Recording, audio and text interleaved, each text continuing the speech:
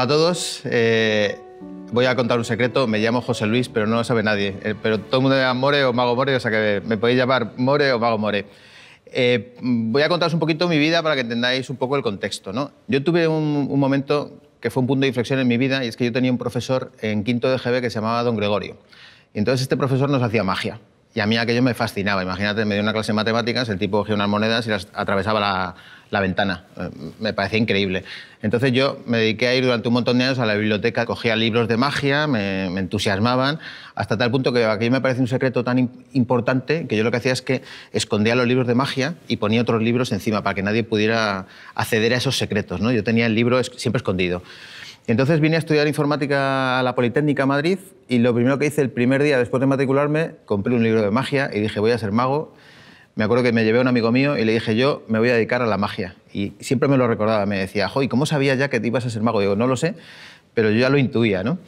Entonces, a medida que fui avanzando en mis conocimientos de magia, pues iba retrocediendo en mis conocimientos de informática. O sea, digamos que cada vez actuaba más, iba menos a la facultad. Y llegó un momento en el que yo tenía que decidir qué hacía con mi vida. Y entonces reuní a mis padres y les dije, papá, mamá, lo dejo todo, me voy a hacer mago. Esto es muy gracioso contado ahora, pero no os imagináis, no os podéis imaginar el drama familiar. Mis padres funcionarios, mis hermanos funcionarios, mis tíos funcionarios, esa familia de colócate bien para toda la vida. Y entonces el niño de repente iba a ser mago. Entonces mi padre se negó, me dijo que de ninguna manera, hasta que yo le dije, mira papá, es que llevo ya un tiempo actuando y esto es lo que he ganado en el último mes. Entonces recuerdo claramente su cara, él lo miró y dijo, ¿esto en un mes? Dijo a mi madre, Cristi, el niño que sea lo que quiera. O sea, yo lo que le quería decir es que yo ya podía dedicarme a la magia profesionalmente, ¿no?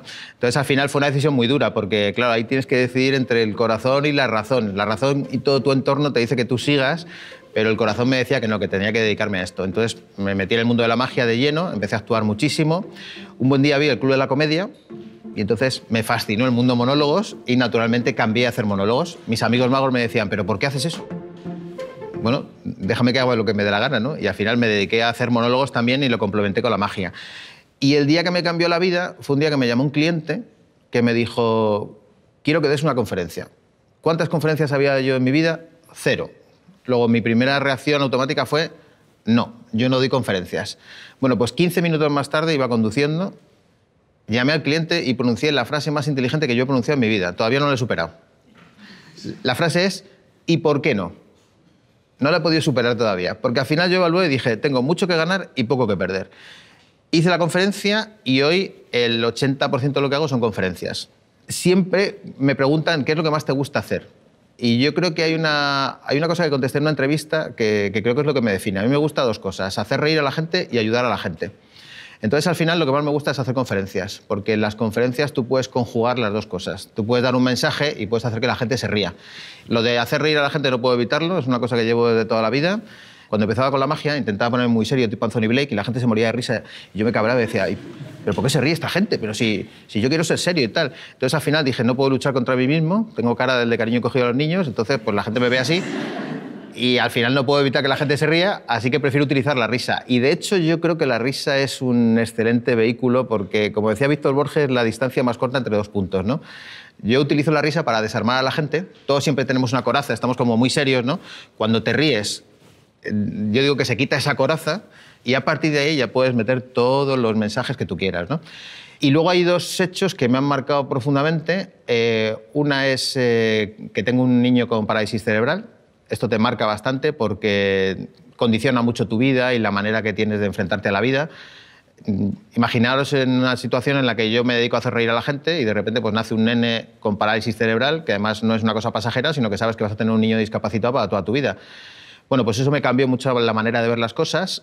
Y luego hay otro episodio que también me cambió bastante la manera de ver las cosas, y es que yo empecé con la típica caspa, esta que vas haciendo así, te lo vas quitando, luego compras el champú que aparece en la tele, luego te dicen que no, que es dermatitis seborreica, aquello se va complicando. El día que todo cambió fue el día que fui al médico y me dijeron que tenía artritis psoriásica. Yo no me lo creía porque esto me lo diagnosticaron con 39 años, a mí la artritis me sonaba a gente mayor y psoriásica tampoco podía ser, porque yo nunca había estado en Soria, con lo cual dije, no puede ser. Pero efectivamente tenía artritis psoriásica. Entonces, de repente me veo con un nene discapacitado, prácticamente no podía andar de los dolores que tenía, era terrible, me dieron una medicación muy fuerte, no podía abrir una botella, para que os hagáis una idea, y eso te incapacita bastante, no solamente a nivel físico, sino también a nivel psicológico. Y entonces esos dos acontecimientos pues, han marcado bastante todo lo que ha sido mi vida a partir de ese momento, porque eso ha hecho que yo cambiara una serie de hábitos, que es lo que vengo a compartir con vosotros. De todos modos, os diré que estoy todo el día haciendo monólogos, que significa que estoy todo el día hablando solo. Entonces me gustaría que preguntarais cosas también, para no estar yo aquí de monólogo. Hola, More, me llamo Esther y me encanta lo que haces. ¿Alguna vez he escuchado algún comentario tuyo cómico en relación a los libros de autoayuda? ¿Realmente te parecen útiles estos libros? A mí los libros de autoayuda me encantan. De hecho, es prácticamente lo que leo y estoy todo el día leyendo libros de autoayuda. Pero yo dentro de los libros de autoayuda distingo dos tipos de libros. Unos que son los de autoayuda y otros son los de motoayuda. ¿Qué son los de motoayuda? Pues son los cuando el autor te quiere vender la moto. Entonces, de repente, tú encuentras un libro del estilo de hágase usted rico en bolsa. Y dices tú, perdone, ¿es usted rico en la bolsa? No. Entonces, ¿qué me está contando? ¿Para qué ha escrito este libro? O cuando te dice alguien, hazte rico montando empresas. ¿Cuántas empresas has montado? Ninguna. Entonces, no te puedo creer. Yo creo que estos libros deberían estar en la sección de ciencia ficción, ¿no? Al lado de libros del estilo de Derechos Humanos en Corea del Norte o, yo qué sé, Manual de Memoria para Amnésicos, ese tipo de libros, ¿no? Entonces, cuando yo escribí mi libro, lo primero que hice fue tratar de huir de los libros de autoayuda, en el sentido clásico. Es decir, yo no quería vender ninguna moto. Además es que me horripilan, de verdad, esos libros que tú los lees y dices, este tipo es muy listo, es tan listo que parece como que me lo restriega capítulo a capítulo y yo me siento fatal porque no soy capaz de hacer todo lo que viene en el libro. Entonces yo quería hacer un libro desde mi punto de vista. Entonces yo partí de una frase del autor del Gran Gatsby que se llama Scott Fitzgerald, que él decía, abro desde la autoridad que me da el fracaso. Entonces, ¿yo qué he hecho en el libro? Yo he compartido mis fracasos. Yo creo que es mucho más potente compartir tus fracasos que compartir tus éxitos. Si tú compartes tus éxitos, pues en el fondo mucha gente puede pensar, pues yo no puedo hacerlo. Pero si tú compartes tus fracasos y eres honesto y dices, mira, a mí me ha pasado esto, yo he superado esto de esta manera, pues creo que es mucho más positivo. Entonces, una de las cosas que yo hice, en primer lugar, que estuviera todo documentado. A mí no me vale decir, esto funciona porque sí. No, esto tiene una base científica, funciona, lo he probado. Para mí es muy importante ser honesto. No solamente lo tenía que probar yo, sino que lo tenía que probar todo mi entorno. Y sobre todo, a mí me gusta distinguir, cuando yo veo un conferenciante, yo distingo entre dos tipos de conferenciantes, los que me creo y los que no me creo. No sé por qué, pero hay una especie como de química. Entonces, cuando tú ves a alguien que te está hablando del estrés y ves que aquel tipo está muy estresado, pues tú en el fondo dices, pues no te creo. Pero si tú buscas a alguien que, como dicen los ingleses, predican con el ejemplo, ¿no? Hay una frase en inglés que es to walk the talk, que yo creo que está muy bien porque es predicar con el ejemplo. Entonces, a mí el libro me sirvió mucho. Primero porque yo no podía fallar al lector. Entonces, ¿yo qué hice? Desde el primer momento me afané en hacer lo que yo decía. Siempre. Y después lo probé con todo el mundo. Entonces, yo creo que tienes que ser muy honesto.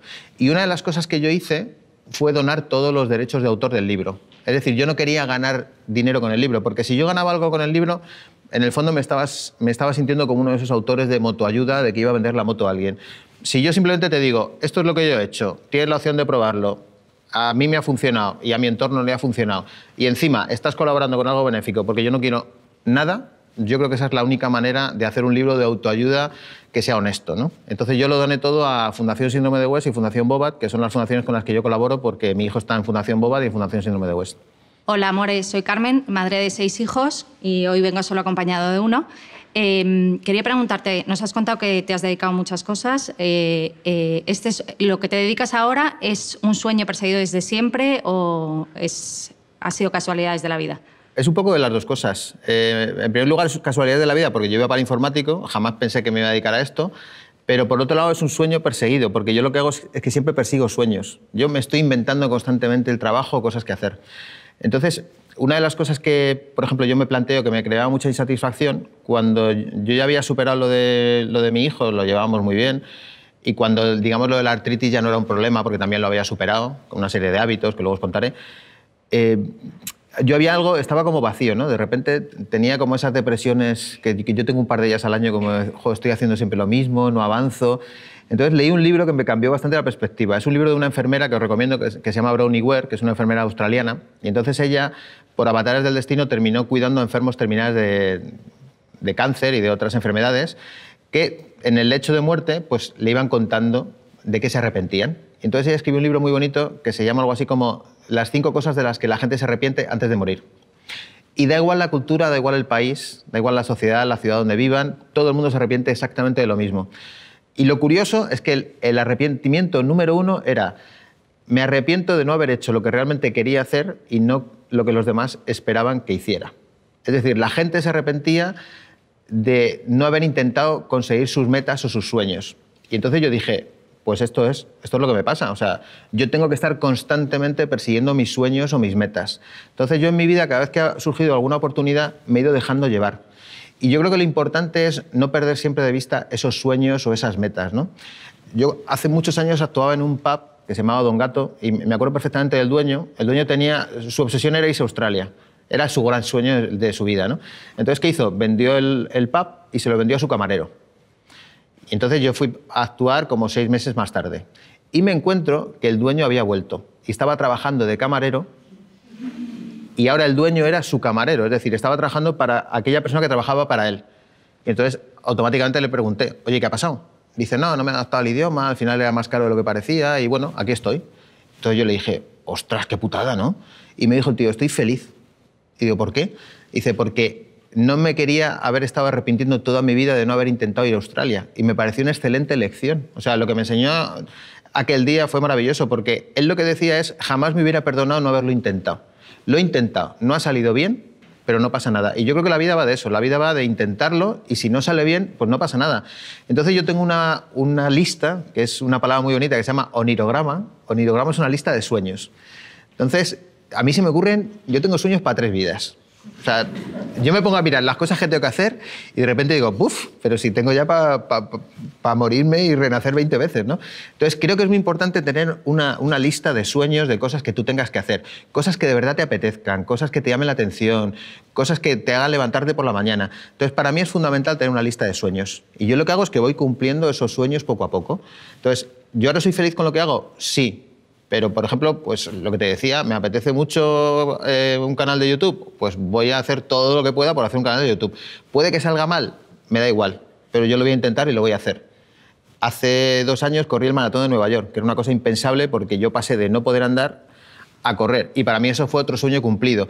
Y siempre que puedo intento marcarme sueños. Y son como pequeñas obligaciones de cosas que me apetece hacer, ¿no? Entonces creo que la vida va de eso. La vida va de tener ilusiones, ¿no? Como decía Naroski, la mayor ilusión es seguir teniendo ilusiones, ¿no?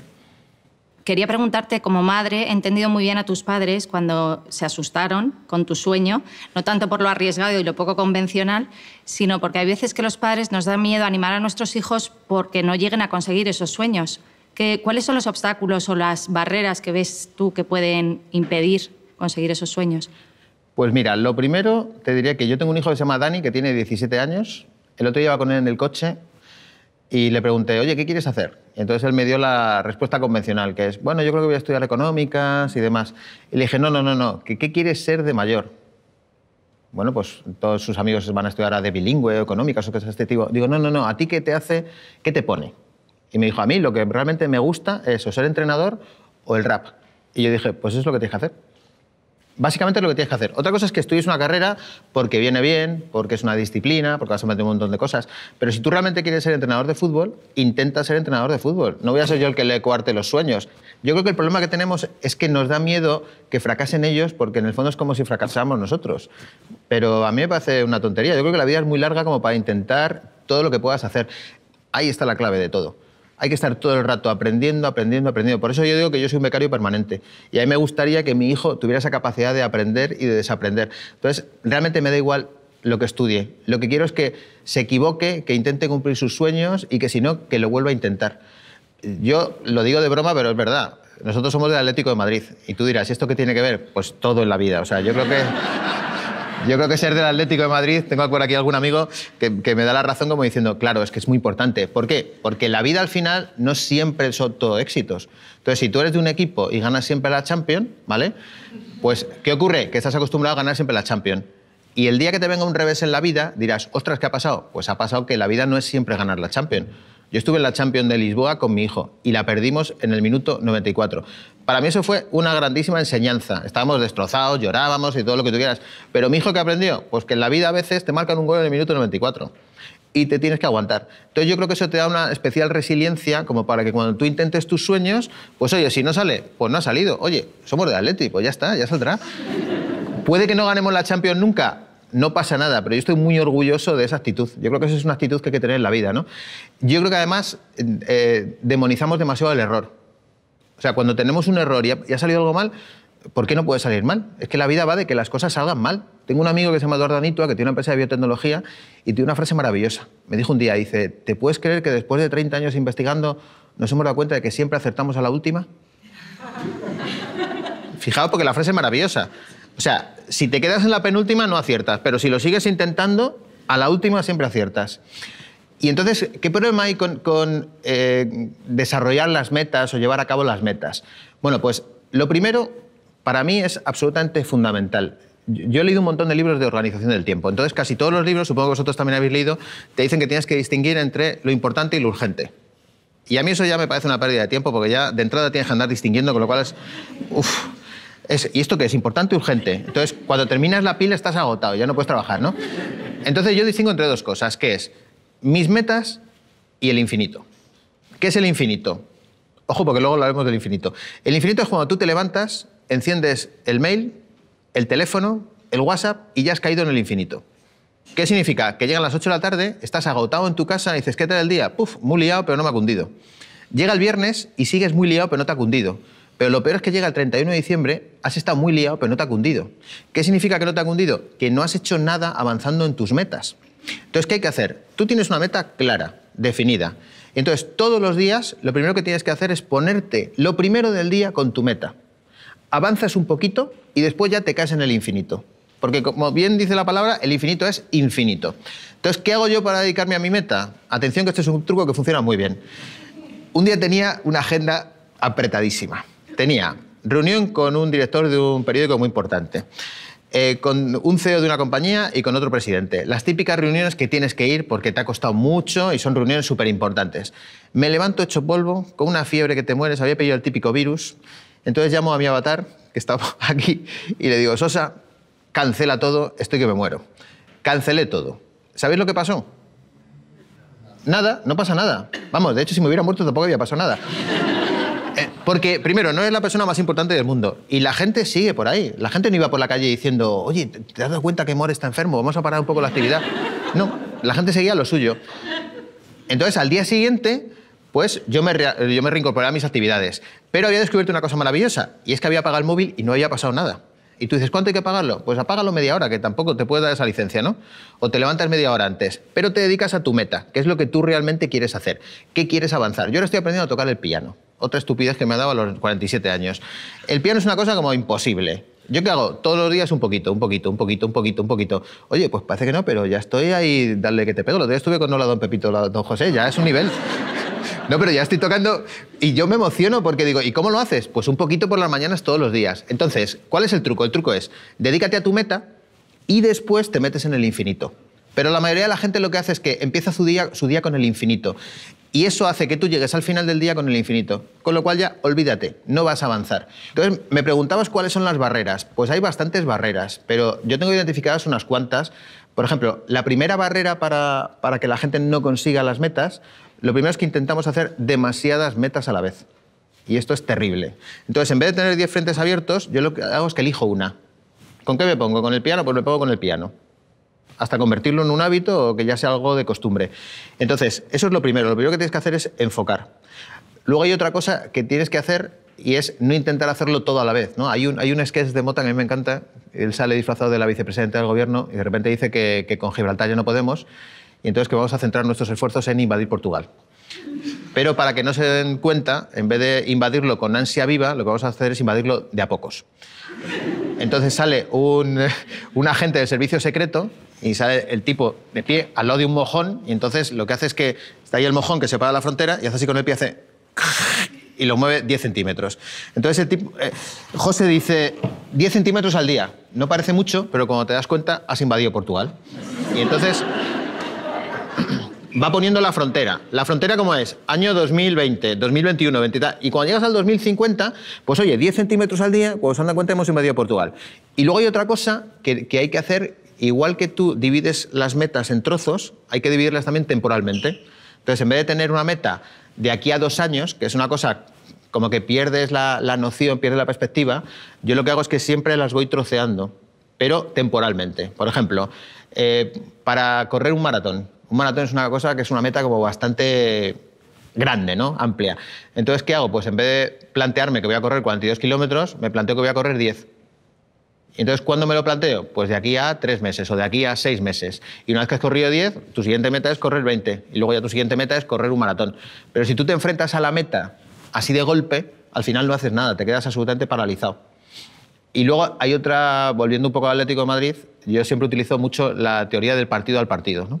Entonces, es lo que te decía, en vez de tener tantos frentes abiertos, tú vas como Simeone, partido a partido. Primero vamos a jugar este partido, luego este y luego este. Imagínate el siguiente ejemplo, ¿no? Tienes 12 metas que hacer, cada una de esas metas te lleva un mes, ¿vale? Y tienes que hacer las 12 metas en un año. Ir planteando las metas poco a poco, porque si tú te planteas una meta cada mes, no vas a tardar un mes, encima vas a tardar menos de un mes. Con lo cual, al final del año probablemente no hagas 12, hagas más de 12. Pero si tú tienes 12 metas todos los días encima de ti, por mucho que tú quieras avanzar poco a poco en las 12 metas, lo único que vas a conseguir es estresarte. Entonces yo creo que eso es fundamental.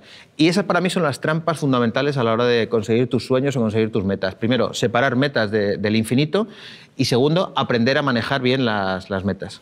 Hola, More. Me llamo Jesús. Te he visto en alguna entrevista hablar de la importancia que tiene en los tiempos que vivimos el tener una actitud positiva para que las cosas puedan cambiar. ¿Nos puedes hablar de eso? Yo creo que lo importante no son los hechos, sino cómo te tomas lo que te pasa, ¿no? El problema es que siempre intentamos cambiar los hechos. Yo tengo una frase, que la pongo a veces en conferencias, digo, atención, que esta es la gran frase que he inventado yo en mi vida. La frase es, cuando hay lo que hay lo que hay. Entonces la gente se mira como diciendo, ¿y para eso hemos venido aquí? Luego lo tengo que explicar, claro. ¿Qué quiero decir con esta frase? Pues que efectivamente tú no puedes cambiar los hechos, solamente puedes cambiar la manera de interpretar esos hechos, ¿no? Por ejemplo, nosotros, Rosalía y yo hablamos mucho de Marco, de nuestro hijo. Nuestro hijo tiene parálisis cerebral. Y tú dices, ¿puedes cambiar que tu hijo tenga parálisis cerebral? Pues no, es lo que hay. O sea, hay lo que hay y hay lo que hay. Y punto. Y no puede hablar, no puede andar. Nosotros lo hemos hablado muchas veces, pero probablemente nuestro hijo muera antes que nosotros, lo cual es terrible dicho así, pero es que es lo que hay, o sea, tampoco vamos a poder cambiarlo. Entonces, en vez de obsesionarnos y pensar en el futuro o en el pasado y decir qué hubiera pasado si, pues simplemente nos dedicamos a disfrutar de lo que hay. Y punto. Y creo que eso es una actitud muy importante, ¿no? Me gusta contar la historia de un señor que está rezando en el Muro de las Lamentaciones, un judío. Entonces llega una periodista y le dice, ¿qué hace usted aquí? Buen hombre, pues yo rezo por la paz en el mundo, porque los políticos dejen de engañarnos. ¿Cuánto tiempo lleva usted así? Dice, 30 años. Dice, ¿todos los días? Dice, todos los días. Dice, después de 30 años, ¿usted cómo se siente? Dice, yo como el que le está hablando a una pared.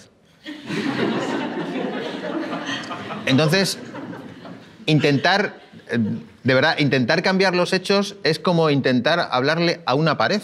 ¿Y por qué nos pasa esto? Pues básicamente yo creo que no nos conocemos. Es un problema de autoconocimiento. Hay una frase que a mí me gusta mucho, que está en el templo de Apolo en Delfos, que dice, conócete a ti mismo y conocerás el universo.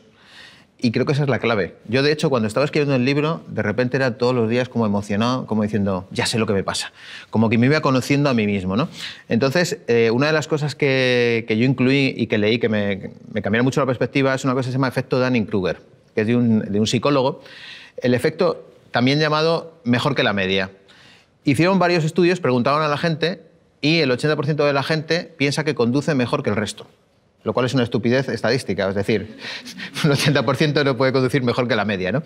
Entonces, esto nos pasa habitualmente, ¿no? Nos creemos que somos mejores que los demás y esto nos lleva a sesgos equivocados, ¿no? De hecho, analizaros vosotros mismos. A mí me ha pasado y a mucha gente le ha pasado, ¿no? Tú vas conduciendo y de repente hay alguien que hace algo delante de ti, como una maniobra extraña, le miras y va mirando el móvil. ¿Y qué pensamos? ¿Será idiota? ¿Va mirando el móvil? Pero a lo mejor tú 15 minutos más tarde, pues le das al WhatsApp y sigues conduciendo. ¿Qué te hace pensar que eres mejor conductor que el que acaba de hacer una imprudencia? Pues ninguna, pero nosotros tenemos una frase que nos justifica que es ya, pero no es lo mismo. O sea, nos pensamos que somos mejor que el resto. De hecho, yo a este efecto lo llamo me han aprobado, he aprobado, me han suspendido. Es decir, no sé si os acordáis, cuando íbamos al colegio siempre decíamos lo mismo, he aprobado. Y cuando la nota era negativa decía, me han suspendido. Entonces, yo lo que hago es que ese sesgo positivo, digamos, pues yo hago un sesgo negativo, pero lo hago forzado. Entonces yo siempre pienso que todo lo que me pasa es culpa mía. Y eso es muy positivo, porque si tú piensas que todo lo que te pasa es culpa tuya, tú puedes tomar cartas en el asunto. Si piensas que es culpa de las circunstancias, no puedes hacer nada. Entonces yo siempre cuento que la primera vez que me presenté al Club de la Comedia no me cogieron. Imagínate, yo llevaba como 2000 actuaciones de mago, era el tipo más gracioso del mundo. Bueno, entre yo, Groucho Marx, Charles Chaplin, pero vamos, yo era de los más graciosos. Y entonces no me cogieron. ¿Cuál fue mi primera reacción? Dejar de ver el programa. Se van a fastidiar, ya no hago audiencia. Yo ahí solo con la tele apagada diciendo, ya verás, uno menos lo van a notar seguro. ¿Por qué? Porque yo en el fondo me flagelaba diciendo, estos tíos no me han entendido, yo soy buenísimo, ¿cómo es que no me han cogido? Encima yo he ayudado a gente que ha ido al Club de la Comedia, no puede ser, es una injusticia. Hasta que cambié el chip y pensé, ¿y si a lo mejor lo que les he mandado no era tan gracioso? ¿Y si la culpa es mía? ¿Y si a lo mejor me tengo que poner las pilas? Entonces, cuando tú tienes esa actitud y piensas que todo lo que te pasa es culpa tuya, es cuando realmente empiezas a tomar cartas en el asunto. Entonces, creo que eso es la actitud que hay que tener, básicamente. Hola, More. Soy Lola y te he escuchado hablar alguna vez sobre el elefante y el jinete. Y eso es refiriéndote a cómo funciona el cerebro. Me gustaría que nos explicaras un poco esa teoría. A nosotros nos gusta bastante leer sobre el cerebro, porque de hecho nuestro hijo tiene una malformación en el cerebro, entonces claro, eso te lleva a indagar y a investigar. Pero luego además, a mí me encanta porque cuando aprendes a observar cómo funciona el cerebro, pues luego lo puedes aplicar a tu día a día, ¿no?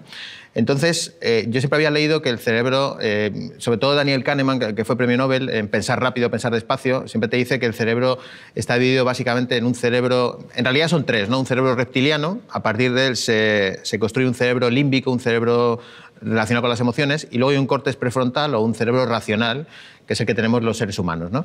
Entonces, ¿qué ocurre? Pues que yo me puse a investigar ese cerebro, me gustaba mucho la división que él hacía, decía que el cerebro emocional es mucho más rápido que el cerebro racional. De hecho, todo lo que nos pasa es porque elegimos emocionalmente, pero luego justificamos racionalmente. Cuando aprendes que esto funciona así, empiezas a observarte y dices, ostras, es verdad, siempre hago elecciones emocionales y luego justifico racionalmente. Cuando tú le preguntas a alguien, ¿vas a ir al gimnasio? Todo el mundo tiene una justificación racional fantástica. No, hoy no he ido porque tal o porque cual. Y tú dices, no, tú has elegido emocionalmente no ir al gimnasio ya esta mañana. Y ahora lo estás justificando racionalmente. Pero esto nos pasa con cualquier cosa que hacemos, ¿no?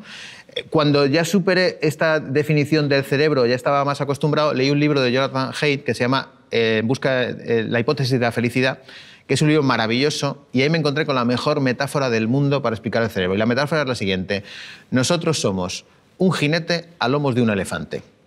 El elefante es absolutamente emocional y el jinete es racional. ¿Os imagináis un jinete tratando de domar a un elefante? Necesitamos a los dos. ¿Por qué? Porque el elefante es muy rápido, es emocional, lo quiere todo y lo quiere ya, pero el jinete, que es enclencle, que trata de dominar a la bestia, ¿vale?, nos sirve porque es el que ve las metas a medio y largo plazo. Es decir, necesitamos a los dos. Pero ¿qué ocurre? Que cuando hay un conflicto entre el jinete y el elefante, ¿sabéis quién gana? Gana siempre, siempre, siempre el elefante. Siempre. Porque es mucho más rápido, porque es emocional, porque lo quiere todo y lo quiere ya. Yo siempre pongo el ejemplo de un restaurante, ¿no? Tú llegas a un restaurante y de repente te dice el camarero, ¿quiere usted postre? Y tu jinete, tu parte racional dice, no, no quiero postre, estoy a dieta, el verano está ahí a la vuelta de la esquina, necesito adelgazar. Y tú dices tranquilamente, no, no quiero postre. Pero el camarero, sin que tú lo hayas pedido, trae un postre al centro con una cuchara para cada uno. Cuando tu elefante ve ese postre encima de la mesa, hace así. Y por mucho que el jinete intente dominar al elefante, no puede dominarlo. ¿Por qué? Porque ha saltado tu resorte emocional, ¿vale? Entonces, ¿cuál es la clave de todo esto? Hay que entrenar al jinete para que pueda dominar al elefante. Los niños, por ejemplo, tienen un elefante muy desbocado. ¿Por qué? Porque tienen la inmediatez ahí. A medida que tú te vas haciendo más mayor, pues digamos que tratas de enfrentarte más al elefante, dominar más al elefante y tratar de que tu jinete sea mucho más poderoso. ¿Por qué postergamos? Pues precisamente por eso, por la diferencia entre el jinete y el elefante. Ahora, si yo os hiciera una encuesta ahora mismo y os preguntara si postergáis o procrastináis o dejáis cosas para mañana, ya sé lo que me vais a decir. De hecho, os diré que hay una encuesta a nivel mundial que se hizo, el 96% dijo que procrastinaba. El 4% se le olvidó rellenar la encuesta, ¿vale? O sea, somos bastante postergadores. Y tiene una razón física. La razón por la que postergamos es que tenemos muy mal domesticado al elefante y tenemos muy poco entrenado al jinete. Entonces, ¿qué hay que hacer? Hay que entrenar al jinete. Ahí está la clave del éxito. Hola, More, me llamo Jaime. La verdad es que da gusto escucharte. ¿Cuál dirías tú que es la diferencia entre motivación y fuerza de voluntad? Y desde tu experiencia, ¿es algo que se puede entrenar? Pues mira, esta es una pregunta excelente porque yo me paso el día intentando explicar la diferencia entre una y otra. La mayoría de los libros hablan de motivación, ¿vale?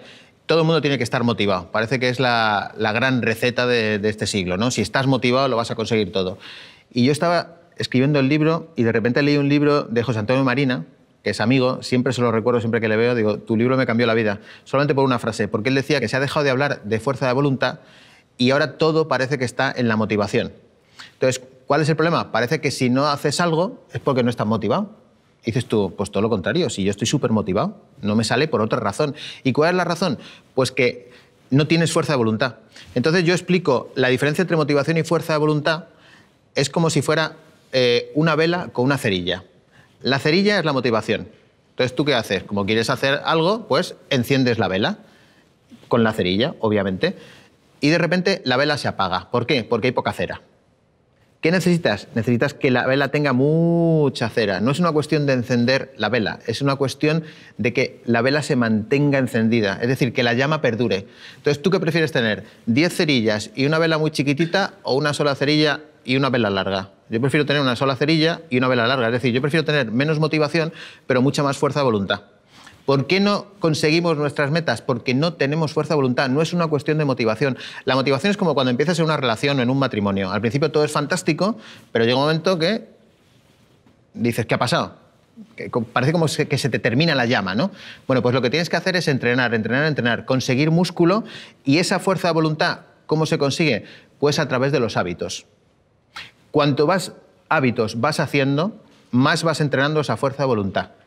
Y es una cuestión de hábito, hábito, hábito y hábito. Yo, por ejemplo, cuando la gente me dice que quiere hacer algo, yo lo primero que le digo es, anda 10.000 pasos todos los días. Para mí este es el punto de inflexión. Si eres capaz de demostrarme durante un mes que andas 10.000 pasos, yo sé que has tenido la fuerza de voluntad suficiente como para hacer lo que te propongas. Entonces, si no partes de un mínimo de fuerza de voluntad, yo no voy a trabajar contigo porque vamos a perder el tiempo los dos. Pero si tú me demuestras que durante un mes andas 10.000 pasos, yo sé que has entrenado un poquito tu fuerza de voluntad. Y a partir de ahí podemos empezar a cambiar tu vida lo que nos dé la gana. Entonces, ¿qué ocurre con la gente? La gente intenta hacer sus metas, pero no se preocupa de tener fuerza de voluntad, solamente tiene motivación. Entonces todo el mundo te dice, tú puedes conseguirlo. Es mentira, tú no puedes conseguirlo. Necesitas un entrenamiento. ¿Y cómo se hace eso? A través de los hábitos.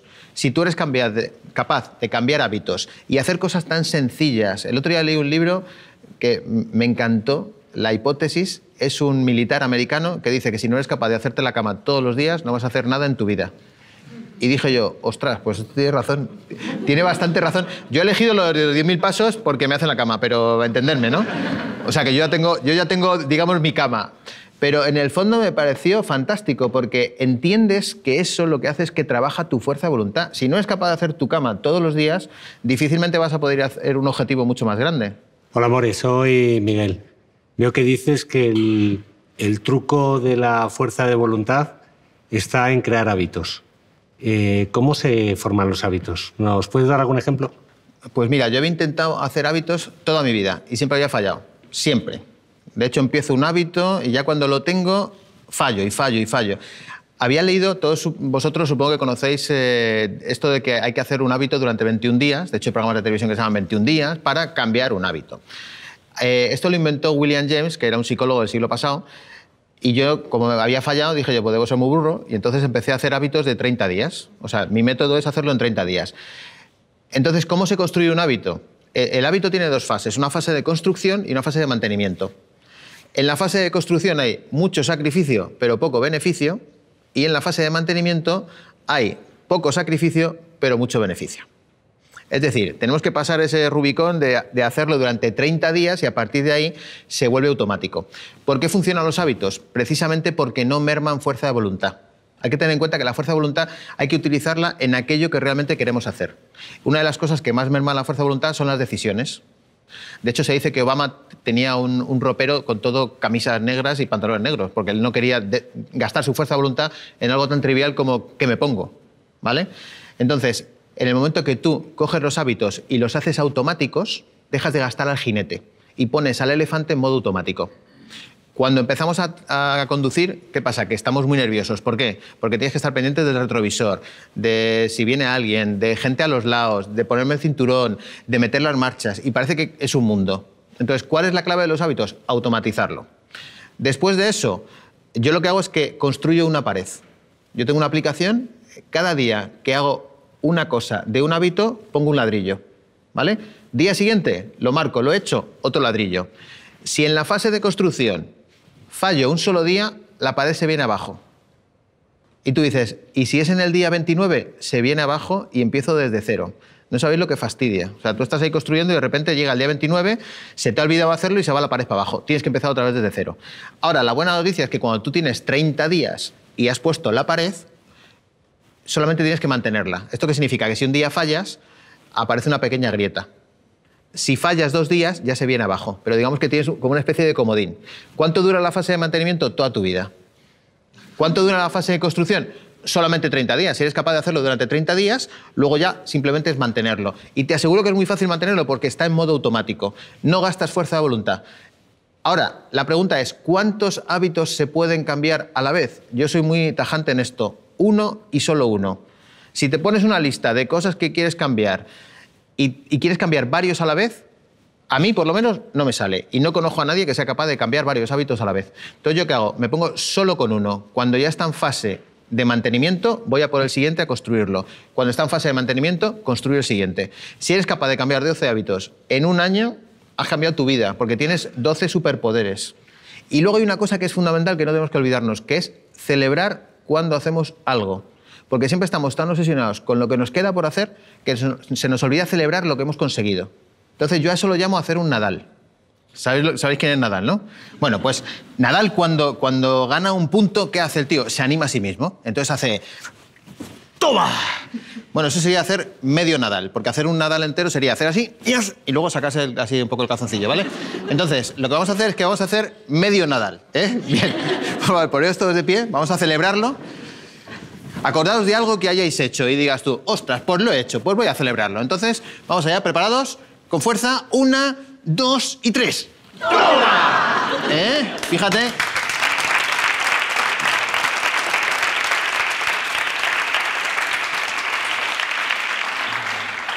Hola, More. Mi nombre es Almudena y si algo se puede decir de ti, yo creo que es que eres divertido. ¿Qué importancia crees que tiene el sentido del humor? Pues imagínate, en mi caso todo, porque sin sentido del humor no tendría trabajo. No, para mí el sentido del humor es algo fundamental. De hecho, mira, yo creo que a mí el sentido del humor me viene por mis abuelos. Mis abuelos eran unos cachondos tremendos y siempre me cuentan historias ahí en el pueblo, se reunían, gastaban bromas, estaban todo el día cachondeo. Y yo creo que lo he heredado de ellos. Yo creo que se puede tener sentido del humor en cualquier circunstancia. Nosotros, por ejemplo, mi mujer y yo, cuando nos diagnosticaron a Marcos, pues a los 15 días, hombre, lloras al principio, pasas tu duelo como todo el mundo, pero a los 15 días ya estamos haciendo chistes. Y cuando tú haces chistes de una situación cotidiana y te ríes de ti mismo, es cuando realmente empiezas a ver las cosas de otra manera, ¿no? Hay una frase que me encanta de Herman Albright, que era un oficial de la Primera Guerra Mundial estadounidense. Entonces la frase es maravillosa porque dice, tener una actitud positiva quizá no resuelva todos tus problemas, pero va a cabrear a tanta gente que solo por eso ya merece la pena. ¿No os habéis fijado que vas como de buen rollo y la gente te mira y ¿qué le pasará? Pues que estoy de buen rollo, ¿qué le vamos a hacer? Si usted quiere estar enfadado, pues usted enfadado. Y luego hay otra frase que me encanta de Pedro Muñoz Seca, cuando estaba enfrente del pelotón de fusilamiento, que le iban a quitar la vida, él dijo, me podéis quitar la familia, me podéis quitar mi casa, me podéis quitar mi vida, pero hay una cosa que nunca me podéis quitar, que es el miedo que tengo ahora mismo. O sea, yo creo que en cualquier circunstancia y en cualquier momento, incluso cuando te están fusilando, puedes tener sentido del humor. Entonces, para mí el sentido del humor es absolutamente fundamental. Mira, después de diagnosticarnos a Marcos, a la semana yo estaba trabajando, haciendo reír en Laponia para una empresa. ¿Y yo qué hice? Pues me puse mi careta de cambiar mi actitud y cambiar el sentido del humor. Yo no podía permitir que aquello me hundiera la vida en absoluto, ¿no? Hay una cosa que aprendí una vez actuando en un centro cultural en Carabanchel. Se me acercó una señora y yo creo que ha sido la cosa más emocionante que me han dicho en mi vida. Me dio un abrazo y me dijo, mi marido murió de cáncer hace 10 años y desde entonces no me había vuelto a reír. Muchas gracias. Y entonces ahí entendí que no hay valor terapéutico más grande que el sentido del humor. Yo creo que lo más bonito que nos han regalado es poder hacer reír a la gente, ¿no? Cuando la gente sale de una actuación o de una conferencia y te da las gracias porque se ha reído, a mí me parece que te estás dedicando al oficio más bonito del mundo. Yo creo que se puede tener sentido del humor en cualquier momento. O sea, no hace falta ser humorista, sino que lo único que tienes que hacer es cambiar la manera de ver las cosas. Incluso se puede entrenar el sentido del humor, ¿no? Yo siempre digo que en vez de leer el periódico, si lees el periódico o pones el telediario, siempre vas a ver algo negativo, ¿vale? Pues cámbialo y empieza tu día con el Mundo Today, por ejemplo, porque vas a leer algo divertido y ya te vas a poner de buen rollo. Y luego hay una cosa que también me aprendí bastante. ¿Os acordáis que antes os hablaba de William James, el de los 21 días de los hábitos? Pues tiene una frase maravillosa que es: no canto porque soy feliz porque canto. Es decir, nuestro comportamiento puede cambiar nuestro pensamiento. Y esto os juro que funciona así. Hay dos ejemplos. Uno es de un señor que se llama Madan Kataria, que inventó el yoga de la risa. Entonces, este señor, ¿qué hacía? Iba por la India, iba a los parques, juntaba un grupo de gente y les hacía que se rieran. Entonces, al principio, él tenía una serie de chistes preparados. Él contaba chistes y la gente se reía. Vale, se le acabaron los chistes. ¿Y qué descubrió? Descubrió una cosa fantástica. Es que cuando te ríes, aunque sea sin ganas, generas igual endorfinas. Ahora diréis, no puede ser, vamos a probarlo. Mirad, cuando yo diga 3, decir todos ja, ja, ja, ja, ja. Da igual, aunque lo hagáis sin ganas, pero... Preparados. 1, 2 y 3. Y si coges el arranque como la moto y empiezas... hacerlo, arrancar un poquito. Alguno dirá, pues esto es una estupidez. Pues estáis generando endorfinas aunque no queráis. O sea, funciona así. Aunque lo fuerces, generas endorfinas. De hecho, este señor tiene clases y clases y clases por todo el mundo. Tiene más de 5.000 clubs de la risa. Y lo que hace es que obliga a la gente a reírse aunque sea sin ganas, porque esto te genera endorfinas. Hay otro caso muy famoso de Norman Cousins, que es un señor que tenía espondilitis anquilosante, que es una cosa terrible, y le dijo el médico, ¿qué puedo hacer? Y le dijo el médico, pues ríase usted, porque eso por lo menos va a ser analgésico. Y se lo tomó tan al pie de la letra que se puso todo películas de cachondeo, los hermanos Marx. Entonces, al año llega al médico y le dice, está usted fenomenal, ¿qué ha hecho? Y dice, pues lo que usted me dijo usted que me riera, pues me he reído. Y escribió un libro muy famoso que se llama Anatomía de una enfermedad, donde lo que viene a explicar es que si tú te ríes, ayudas muchísimo a tu enfermedad. Y se hizo muy famoso y trabajaron un montón de idiomas. Y luego os voy a dar un consejo, que esto funciona siempre sí o sí. Esto se llama el experimento Fritz Strassmann, que es un psicólogo austriaco. Este señor lo que hizo fue algo tan sencillo como hacer un experimento con un lápiz. Tenéis todos un lápiz, ¿verdad? Sacar el lápiz que os voy a explicar. Este lápiz va a cambiar vuestra vida, amigos. Cogió a una clase y la dividió en dos. Entonces, la parte de la izquierda, lo que tenéis que hacer es lo siguiente, es sujetar el lápiz con el labio superior. Así. ¿Vale? ¿Qué ocurre cuando tú sujetas el lápiz con el labio superior? Pues que estás como de mala leche, porque tienes que fruncir el ceño. ¿Los veis? Están como cabreados, están así como... Y ahora, a la otra parte de la clase, lo que les hizo es sujetar el lápiz, pero mordiéndolo, como de buen rollo, así como sonriendo. Venga, va. Así. ¿Cómo lo veis? Mucho mejor, ¿verdad? Entonces, cogió a los primeros, a los que estaban sujetando el lápiz con el labio, y les enseñó unas viñetas de humor. ¿Qué dijo esta parte de aquí? Dijo que las viñetas no eran graciosas en absoluto. Enseñó las mismas viñetas a los que estaban mordiendo el lápiz. Qué curioso que los que estaban mordiendo el lápiz dijeron que las viñetas eran súper divertidas. ¿Cómo es posible? Si las viñetas eran exactamente las mismas. Pues muy sencillo, porque vuestra actitud es de estar cabreados, de fruncir el ceño, y esa actitud física hace que tú tengas una actitud mental, y sin embargo vosotros que estáis mordiendo el lápiz, lo que estáis haciendo es tener una actitud positiva. Y aunque no lo sepáis, eso os induce un estado de ánimo. Entonces, ¿cuál es la conclusión de todo esto? Llevar siempre un lápiz. Sobre todo en el coche. ¿Sabéis que lo típico que vas conduciendo y de repente se te cruza alguien y quieres salir y matarle? Bueno, pues tranquilos. Lo que tenéis que hacer es morder el lápiz. Tú muerdes el lápiz y le dices, hombre, ¿no te has dado cuenta que te has cruzado? Hemos estado a punto de tener un accidente porque es imposible cabrearte. Yo sé que estoy pensando que es una estupidez, ¿vale? Incluso lo que nos están viendo están diciendo, pero esto del lápiz funciona. Creerme que funciona. De repente vais a ver a vuestro jefe y le decís, dime lo que quieras, estoy preparado. ¿Por qué? Porque si estás sonriendo es imposible que estés de mala leche. Es decir, una actitud corporal lo que hace es que contrarresta o ayuda a una actitud mental. Y siempre funciona así. Por eso yo os decía, no canto porque soy feliz porque canto. Tenemos que acostumbrarnos a hacer acciones para cambiar nuestro pensamiento. El comportamiento cambia el pensamiento. Y un lápiz también. Hola, Amore. Soy Rafael. Con tantas actividades y proyectos en los que participas, seguro tendrás algunos trucos para utilizar el tiempo. ¿Qué cosas nos recomendarías para aprovechar nuestro tiempo al máximo? Esto es lo que yo llamo trabajar con el infinito. ¿Vale? ¿Os acordáis antes que decíamos que hablamos de primero las metas y luego el infinito? Vale, pues hay un método para ordenar ese infinito, ¿no? Entonces yo creo que es muy importante que seamos conscientes de cómo hacemos las cosas. Mira, tengo aquí una compañera de la Facultad de Informática, entonces una de las asignaturas que teníamos siempre nos decían, tienes que hacer un programa que funcione para hacer esto, ¿no? Imagínate, un programa para hacer derivadas. Entonces tú lo hacías a lápiz, lo probabas en el ordenador y funcionaba. Y llegaba el profesor y te decía, un 5. Y tú decías, ¿cómo un 5? Tú me has dicho que haga esto, yo lo he hecho, ¿por qué me pones un 5 y no me pones un 10? Y la respuesta siempre era la misma, se puede hacer mejor. Y a mí aquello me sentaba a cuerno quemado. ¿Cómo que se puede hacer mejor? Tú me has dicho que haga este programa esta cosa y este programa hace esta cosa. Pero se me quedó metido en el ADN que se podía hacer mejor. Y siempre se puede hacer las cosas mejor, siempre se puede optimizar. Y yo creo que eso lo mamé en la facultad y lo llevo siempre a rajatabla. Entonces, hay una frase maravillosa de Abraham Lincoln que dice, si tuviera 6 horas para cortar un árbol, estaría 4 horas afilando el hacha. Fijaos, porque la frase es maravillosa. ¿Qué hacemos habitualmente? Estamos todo el rato cortando árboles y nos quejamos de que no tenemos tiempo. Merece la pena parar y afilar el hacha. Y a mí es un concepto que me encanta, el de afilar el hacha. Afilar el hacha es hacer las cosas, optimizarlas y hacerlas de manera mucho más óptima. Es como cuando en la Fórmula 1 un coche de repente va perdiendo cada vuelta medio segundo. Entonces le dicen, tienes que cambiar las ruedas de seco a mojado. Y dices tú, pero ¿cómo voy a meterme ahora al pit lane si tengo que estar y tardo a lo mejor 30 segundos en entrar, que me cambien la rueda y volver a salir?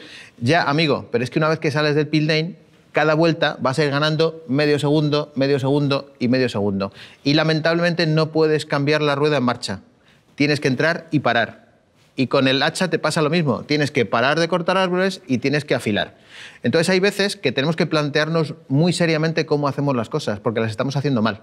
¿Yo qué hago? Yo analizo muy bien cada una de las cosas que hago. Entonces yo tengo un montón de trucos. Por ejemplo, uno de los trucos que utilizo más habitualmente es hacer las tareas por lotes. ¿Qué significa por lotes? Pues que cuando tú tienes una interrupción o cambias de una tarea a otra, tardas aproximadamente 15 segundos en centrarte. Es decir, si tú estás leyendo un email y en ese momento tienes que cambiar a hacer una llamada de teléfono, tardas 15 minutos en centrarte. De la misma manera que si estás haciendo una llamada de teléfono y tienes que pasar a una reunión, tardas 15 minutos en centrarte. Imagínate la cantidad de tiempo que perdemos a lo largo del día. De hecho, se estima que una jornada laboral de unas 8 horas, la gente rinde de media entre 2 y 2 horas y media. Y diréis, ¿no puede ser? Pues sí puede ser, porque estamos todo el día siendo interrumpidos, todo el día. Entonces, ¿qué hay que hacer? Pues primera cosa, evitar las interrupciones. ¿Y esto qué significa? Pues, por ejemplo, cuando te llaman por teléfono, es muy interesante apagar el móvil y poner el contestador. Y dices tú, ¿por qué? Porque cuando enciendes el móvil y ves quién te ha llamado, eres tú el que interrumpes a los demás y no los demás son los que te interrumpen a ti. Entonces es tan sencillo como apagar el móvil, no va a pasar nada. Entonces, si yo estoy revisando mi correo electrónico, apago el móvil. Estoy tranquilamente con mi correo electrónico. Cuando yo enciendo el móvil, a lo mejor tengo 5, 6, 7, 8 llamadas. Las hago todas seguidas. Eso es hacer las llamadas por lotes. Además, aprovecho para hacer las llamadas porque voy caminando a la vez. Con lo cual hago 2 cosas a la vez. Hago mis pasos y mis llamadas. Otro truco, por ejemplo, yo siempre llevo cascos. Porque cuando llevas cascos tienes manos libres. Y eso te permite, pues una vez más, andar o hacer cualquier otra cosa. Pero siempre importante hacer las tareas por lotes. Yo, por ejemplo, he descubierto atajos en el móvil. ¿Cómo hago los atajos? Pues yo tengo, por ejemplo, un programa en el que tengo llamadas, reuniones, cosas que leer y todo está por lotes. Digamos que yo me pongo, como yo digo, en modo llamada, modo reunión, modo email, ¿vale? Entonces, he definido los atajos. De manera que yo voy conduciendo y digo al teléfono, hacer llamada. Salta el atajo y digo, fulanito. Y automáticamente va a mi lista de llamadas. ¿Cuánto tardo yo en programar eso? Pues a lo mejor tardo media hora, pero lo tengo automatizado. ¿Cuánto puedo yo ganar en ese proceso? Pues a lo mejor gano 15, 20 segundos, pero es cada vez que lo hago. Si sumáis esos 15, 20 segundos con todas las veces que lo haces a lo largo del día, al final ganas horas en tu día a día. Y eso es ser más productivo. Si utilizáis cualquier programa de ofimática, que sepáis que utilizáis un 5% del programa de ofimática. Y eso es una pérdida de tiempo tremenda. Muy poca gente sabe utilizar más de un 5% del Word o del Excel, que es un programa que utilizamos todos los días. Entonces, ¿qué hay que hacer? Pues algo tan sencillo como leer las instrucciones. Pues no leemos las instrucciones de los programas que utilizamos. No nos paramos a ver si tenemos afilada el hacha.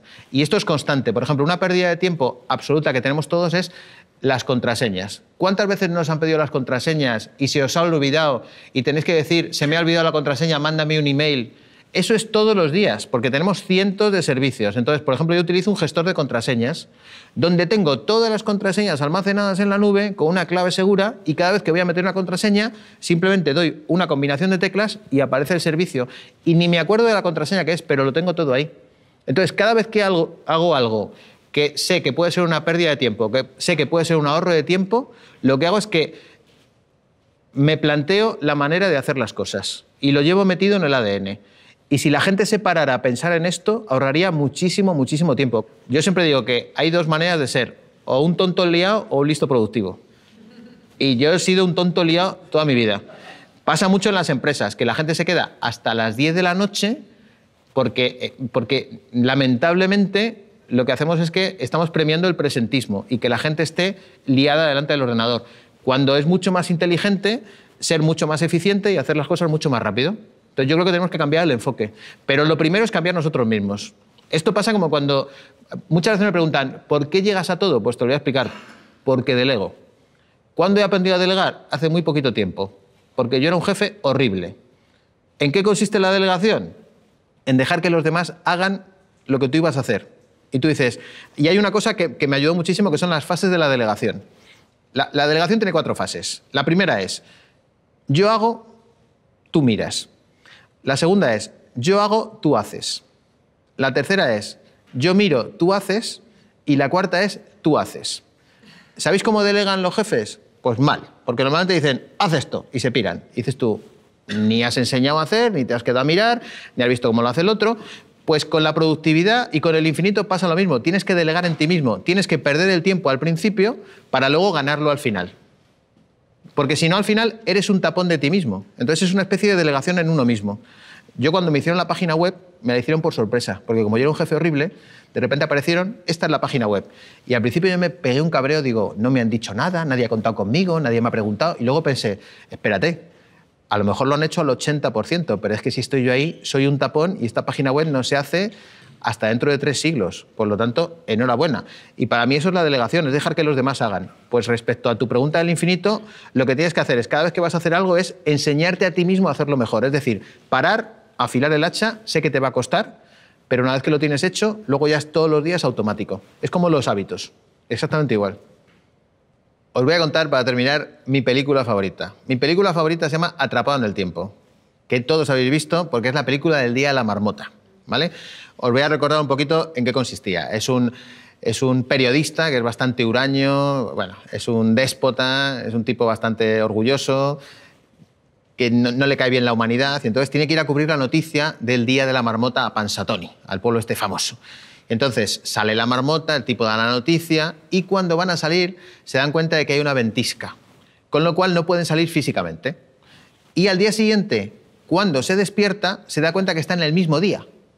Es decir, está atrapado físicamente y atrapado temporalmente. Y pasa todos los días, no puede salir porque hay una ventisca y al día siguiente siempre es el mismo día. Bienvenidos, hoy es el Día de la Marmota. Por eso se llama el Día de la Marmota, porque es todo el rato está repitiendo lo mismo. Entonces, ¿este señor qué hace? Se desespera por completo, porque se da cuenta de que no puede salir de ahí. Entonces, empieza a portarse mal, empieza a intentar ligar a diestro y siniestro, empieza a robar, o sea, se desespera por completo. Y llega un punto de inflexión en la película que es muy bonito, porque él se da cuenta de que le gusta mucho la periodista que va con él. Entonces, ¿qué hace? Cambia totalmente su perspectiva. Empieza a aprender a tocar el piano, porque total, tiene todo el tiempo del mundo, ¿no? Cada día se despierta en el mismo día, por lo tanto, pues tiene todo el tiempo del mundo. Aprende a hacer esculturas, o sea, su meta es intentar ligarse a esta chica. Con lo cual, cambia radicalmente, no las circunstancias, pero sí la manera de plantearse él los hechos. Es decir, él no puede cambiar, salir de ahí, pero sí puede cambiar su actitud ante los hechos. Entonces, primero, se pone una meta, que es ligar a esta chica. Se pone hábitos. que es cómo ligarse a esta chica. En el caso de aprender a tocar el piano, pues se pone un poquito todos los días, poquito a poquito, al merme, ¿vale? Entonces lo va consiguiendo. Y justo, qué curioso, que cuando consigue ligarse a la chica, al día siguiente ya había cambiado, era otro día distinto. Y me encanta la metáfora de la película porque creo que a todos nos pasa lo mismo. Primero, no tenemos metas suficientes o no tenemos sueños suficientes. Parece que estamos atrapados en el día de la marmota, que todos los días nos parecen iguales. Y creo que lo más importante es cuando tienes unas circunstancias que no cambian, lo único que puedes hacer es cambiar tú frente a las circunstancias. Y creo que la película, realmente la gran moraleja que nos deja es esta. Es decir, si las cosas no cambian a tu alrededor, cambia tú, que esto es lo más importante. Entonces, para concluir, me gustaría deciros que lo más importante en la vida es tener sueños, que hay que tener sueños como para 3 vidas, que nunca se os olvide cumplir esos sueños, para eso hay que cambiar los hábitos, hay que tener fuerza de voluntad. Y voy a terminar con un cuento que me encanta. Es un monje budista que va a Nueva York por primera vez. Estaba entusiasmado, baja en el JFK, se dirige a Manhattan. Le habían hablado, porque lo había visto en las películas, de los puestos de perritos calientes. Era su obsesión, necesitaba un perrito caliente. Entonces llega, se acerca al puesto de perritos calientes, le dice, quiero un perrito con todo, ¿cuánto es? $3, saca un billete de $20, se lo da al vendedor y el vendedor sigue a su rollo. Y entonces el monje se queda mirando y le dice al vendedor, dice, perdona, ¿el cambio? Y le dice el vendedor, dice, el verdadero cambio está en tu interior. Y yo creo que realmente esa es la enseñanza, ¿no? Cuando nosotros cambiamos, creo que lo decías tú, cambia todo a tu alrededor, el verdadero cambio está en nuestro interior. Ahora se está hablando mucho de la digitalización y todo este mundo que viene y nos acosa, y a mí no me da ningún miedo, porque creo que lo único que hay que hacer es estar cambiando continuamente. Si somos capaces de estar cambiando continuamente y de buscar el cambio en nuestro interior, todo lo que pasa a nuestro alrededor lo vamos a poder sobrellevar muchísimo mejor. Y yo creo que esa es la diferencia entre la gente exitosa y la gente no exitosa. Así que, amigos, tener sueños, intentar cambiar, buscar el cambio en vuestro interior y cuando compréis un perrito caliente, pues esperaos a que el vendedor os dé la pasta. Muchas gracias.